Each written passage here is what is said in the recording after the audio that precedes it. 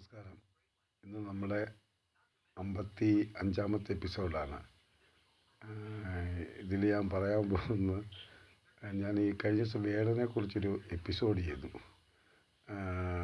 അതോടുകൂടി ഞാനൊരു സവർണനായി മാറി. ജീവിതത്തിൽ ആദ്യമായിട്ടൊരു 7 ദിവസം മുമ്പ്. അതുവരെ എനിക്കറിയില്ലായിരുന്നു ഞാനൊരു സവർണനാണെന്ന്. കാരണം എന്താണ് ഉദ്ദേശിക്കുന്നത്, ഞാനൊരു ഫംഗ്ഷന് ചെന്നപ്പോൾ അവിടെ വെച്ച് ആ പേരും പറഞ്ഞ് എന്നെ ആക്ഷേപിച്ചു. സവർണൻ എന്നുള്ള പേര് പറഞ്ഞ് എന്നെ ആക്ഷേപിച്ചു. വലിയൊരാൾ എന്നോട് വഴക്കുണ്ടാക്കാനും വന്നു.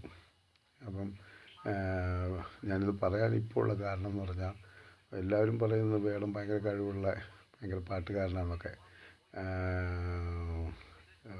കാരണം ഞാൻ ചോദിക്കട്ടെ, പ്രവേശനോത്സവമായിരുന്നു ഇന്ന് എന്ന് പറഞ്ഞ ദിവസം. അതിനൊരു 9ാം ക്ലാസ് പഠിക്കുന്നൊരു കുട്ടി കവിത എഴുതി. എൻ്റെ തല മറിച്ചു പോയി. കാരണം എന്ന് പറഞ്ഞാൽ ഇത്രയും നല്ലൊരു കുട്ടിക്കൊക്കെ എങ്ങനെ കവിത എഴുതാൻ പറ്റുന്നു? അതിൻ്റെ 1000-ലൊന്നുണ്ടോ ഈ വേടൻ എഴുതിയ വരികൾ? എൻ്റെ റാപ്പ് ഭയങ്കര അതായതെന്ന് ഞാൻ ചുമ്മാ ചിന്തിച്ചൊന്നുമില്ല.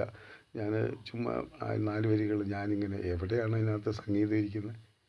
അതിനകത്തൊക്കെ ഞാൻ ചോദിക്കട്ടെ, ഇപ്പം ഇന്ത്യ അത്യാവശ്യം സ്വസ്ഥമായിട്ട് പോവുക, വലിയ വർഗീയതകളൊക്കെ.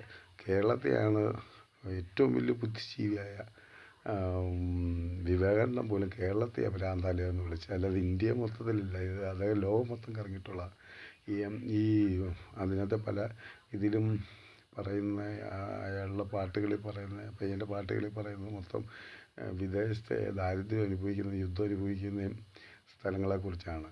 ഈ സോമാലിയ, പല ആഫ്രിക്കൻ രാഷ്ട്രങ്ങളിലും ഈ അനുഭവിക്കുന്നത് മൊത്തം അവരുടെ കയ്യിലിരിപ്പുകൊണ്ടാണ്. ലോകരാഷ്ട്രങ്ങളിൽ ഇപ്പം നമ്മൾ പണ്ടൊക്കെ ഭിക്ഷക്കാർക്ക് പൈസ കൊടുക്കില്ലായിരുന്നു. ഇപ്പോൾ ഭിക്ഷക്കാർക്കും കൊടുക്കും. ഒരു നേരത്തെ ആ പട്ടിണി കിടക്കുന്ന ഒരുത്തനെയും സമ്മതിക്കില്ല സമൂഹം. അപ്പം ഈ രാജ്യങ്ങളെല്ലാം സഹായിക്കുന്ന സന്നദ്ധരാണ്. അത് കൊടുത്താൽ പോലും, അവിടെ എറിഞ്ഞു കൊടുത്താൽ പോലും അത് വെടിവെച്ചിടാനും വാക്കത്തി കൊണ്ട് വെട്ടാനും അവിടുത്തെ സമൂഹം നിൽക്കുകയാണ്. അതുകൊണ്ടാണ് അവിടെയൊക്കെ ദാരിദ്ര്യം വരുന്നത്. അല്ലാതെ ഇവിടെ വർഗീയതയുടെ പേരിലൊന്നും അല്ല അവിടെ ഒന്നും നടക്കുന്ന കാര്യങ്ങൾ. പിന്നെ ഹമാസിനെ അവർ അനുകൂലിച്ച് പറഞ്ഞേക്കുന്ന 40 കുട്ടികളുടെ തല വെട്ടിയിട്ടുണ്ടായ വിഷയമൊക്കെയാണ് അതൊക്കെ. അതുപോലെ തന്നെ ഈ ഇന്ത്യ കണ്ട ഏറ്റവും നല്ല, ലോകം കണ്ടതിൽ ഏറ്റവും നല്ല പ്രസിഡൻറ്റുമാരാരൊക്കെയാണെന്നറിയാമോ? ഒന്ന് അബ്ദുൽ കലാം സാറാണ്, ഒന്ന് എബ്രഹാം ലിങ്കനാണ്. ഇങ്ങനെയൊക്കെ കുറച്ച് പേരൊക്കെയാണ്.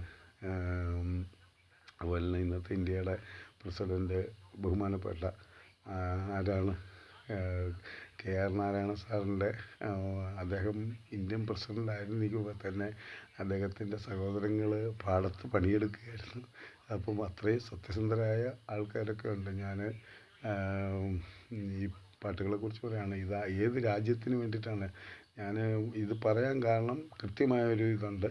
കാരണം മയക്കുമരുന്നിലൂടെ, അതായത് കള്ളപ്പണത്തിലൂടെയും കള്ളനോട്ടിലൂടെയും വർഗീയതയിലൂടെയൊക്കെ ഇന്ത്യയെ പിളർത്താനൊക്കെ ഒത്തിരി നോക്കിയതാണ് മറ്റു രാജ്യങ്ങളും. ചൈനയും പാകിസ്ഥാനും ഈ ശ്രീലങ്കയും ഈ ഇന്ത്യയുടെ ചുറ്റും കിടക്കുന്ന ഒത്തിരി രാജ്യങ്ങളും നോക്കിയതാണ്.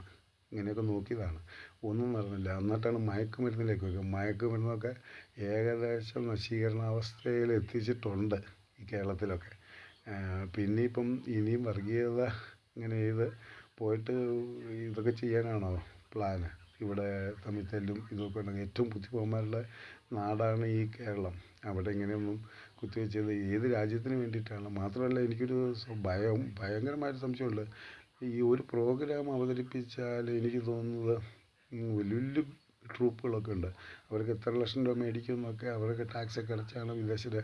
ഇത്രയും സമ്പത്ത് ഈ വേടനുണ്ടാകാനും, ഇത്രയും സെക്യൂരിറ്റികളെ പരിപാലിക്കാനും, ഇത്രയും സുഖജീവിതം നയിക്കാനും ഒക്കെ ഇത്രയും സമ്പത്ത് എത്രയാ? 2018 പുള്ളി ആദ്യം ഇറക്കിയെന്നോ 2001 ഇതൊക്കെ 2021 പറയുന്നു. അതിന് ഇത്രയും സമ്പത്ത് ഒക്കെ ബാങ്ക് ബാലൻസ് ഏത് അക്കൗണ്ട്, ഇതൊക്കെ ഒന്ന് ചെക്ക് ചെയ്യേണ്ട ആവശ്യമുണ്ട്. കാരണം ഈ സമ്പത്ത് മൊത്തം എവിടെ നിന്ന് വരുന്നു? അതോ ഇനി തമിഴ് പുലികളോ അതുപോലുള്ള ഏതെങ്കിലും സംഘടനകളോ ഒക്കെ റീസ്റ്റാർട്ട് ചെയ്യാൻ നോക്കിയിരിപ്പുണ്ട്.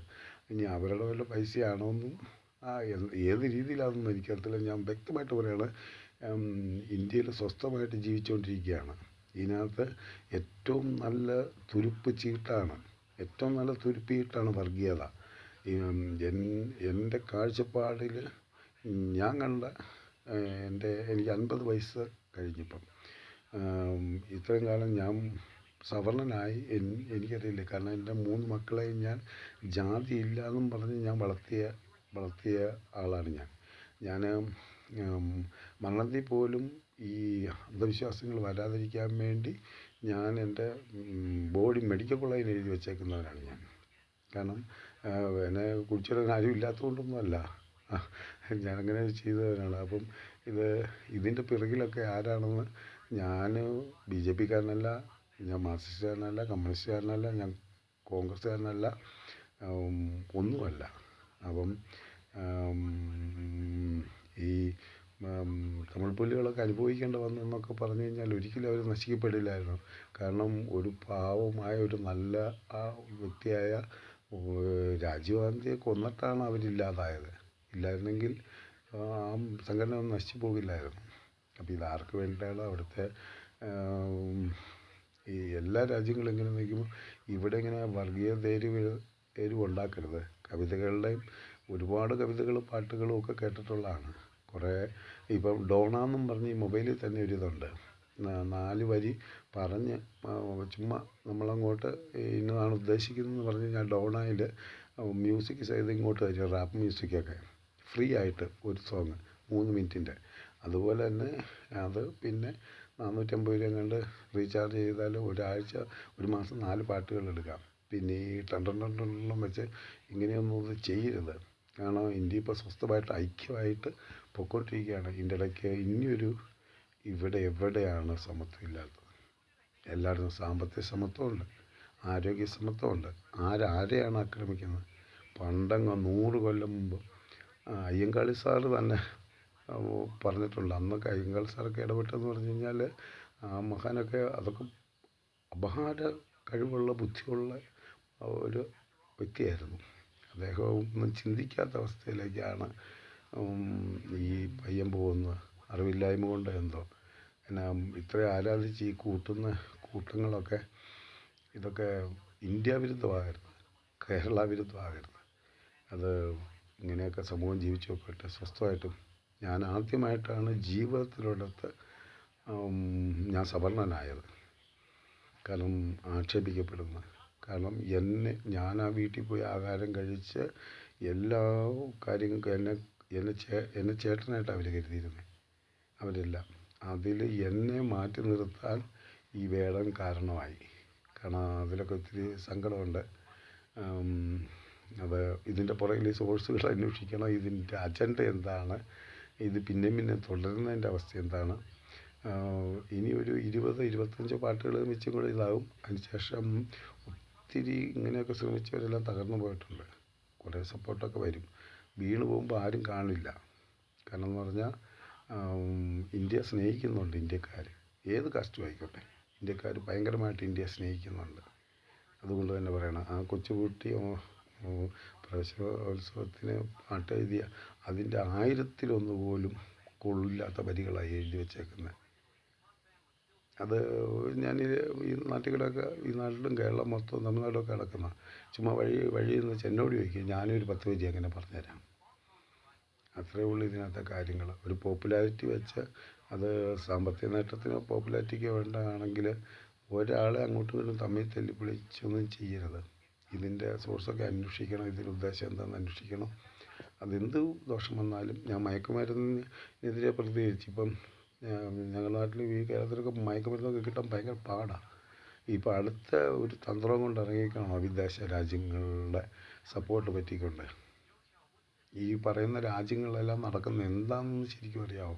അവിടെ സംഭവിക്കുന്നു, ഇവിടെ സംഭവിക്കുന്നു. എന്താ സംഭവിക്കുന്നത്? എല്ലാവരും ഈ പഹൽഗാമിൽ പോലും എന്താ സംഭവിച്ചത്? അതിൻ്റെ റിയാക്ഷനാണ് അത് അങ്ങോട്ട് തിരിച്ചടിക്കേണ്ടി വന്നത്. അതിൻ്റെ ഒന്നും കൂടെ നിൽക്കരുത്. ഏതെങ്കിലും വിധത്തിൽ അവരുടെ പോപ്പുലാരിറ്റിക്ക് വേണ്ടി എന്ത് ചെയ്യാം, പണത്തിന് വേണ്ടി എന്തും ചെയ്യാം. പക്ഷേ അതിനുവേണ്ടി മനുഷ്യനെ തമ്മിലടിപ്പിച്ച് കൊല്ലിക്കരുത്. അത്രയേ പറയാനുള്ളൂ. നന്ദി, നമസ്കാരം. അടുത്ത എപ്പിസോഡിൽ കാണാം.